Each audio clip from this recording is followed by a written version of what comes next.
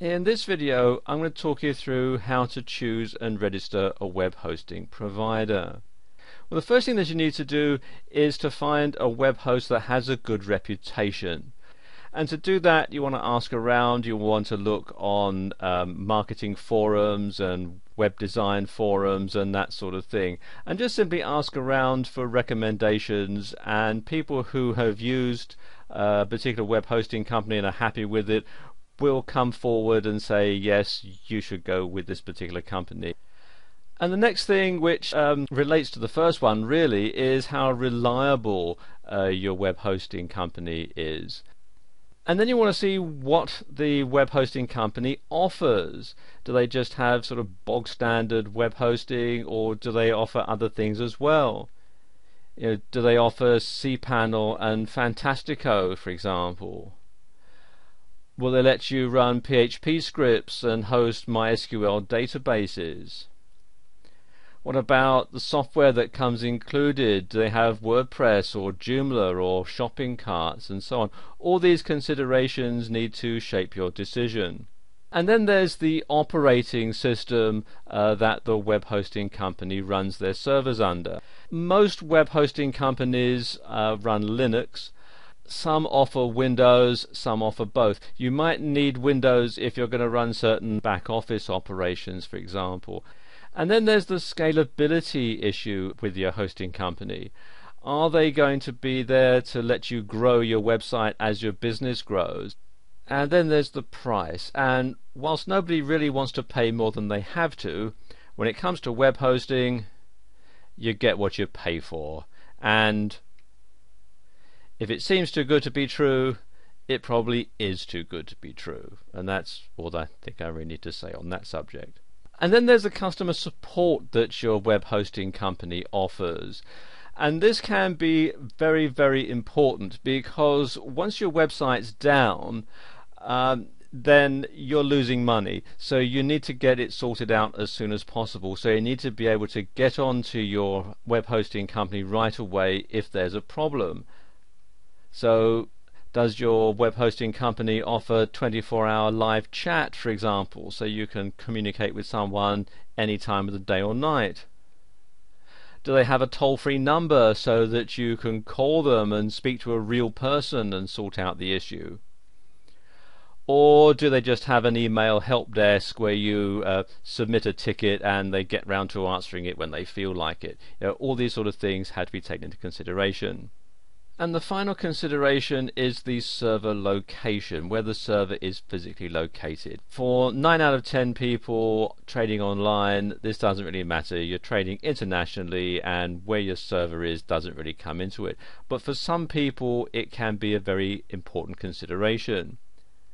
For example, if you run a website for an offline business and most of your customers are local, then it makes sense to have a web server, if not locally in the same town, certainly within the same country, simply because you can then avoid currency fluctuations because the bills will be in your local currency. And then there are the legal issues. Now, I'm not a lawyer, so I'm not going to go into a lot of detail about this, but do bear in mind that every country is different. There are some things that are perfectly legal to do in your home country that might get you sent to jail if you do them somewhere else.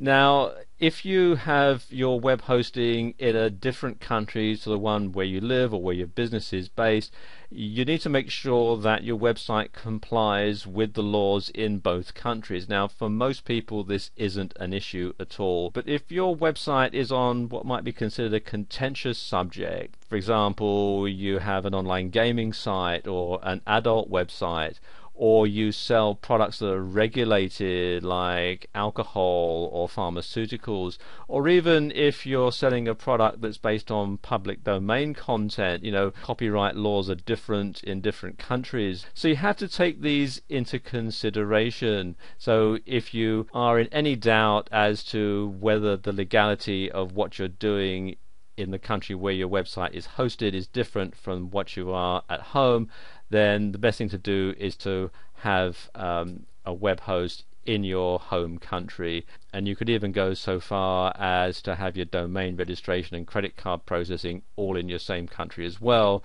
because then it just falls under one jurisdiction, and that's not legal advice, it's just common sense. And the final consideration is if you have your own server and you're just renting the rack space, then obviously you want to make sure that the data center isn't all that far away, so that if there is a problem you can get in your car and go down and sort it, or get your engineer to go down and sort it. So like I say, for 9 out of 10 people watching this video, location isn't going to be a problem, but if you're the 1 in 10 person, then it's something that you need to consider very carefully.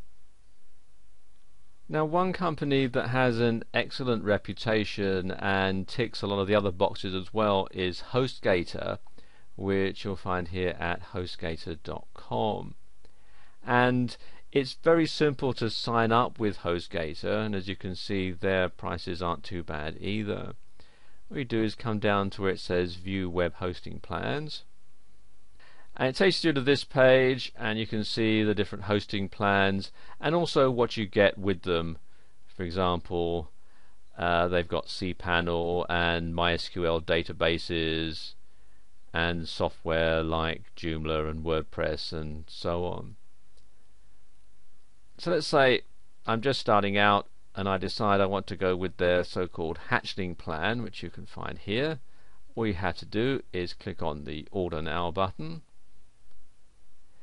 Takes you through to this page where you can either choose a domain name and HostGator will help you register it, or you can enter an existing domain name if you have one already. I already have one that I'm going to use, so I'm just going to enter it here. It's anothercompany.co.uk, and if you have a coupon code, you can enter it here. As you can see, at the time that I'm making this video, they have a special offer going, so it's already been automatically entered in. And then click to step 2, and this is basically where I put in all the billing information, the username and the security PIN number, and then I enter all my credit card information and so on, and then read the terms and conditions, of course, and then click on the button here to create my account.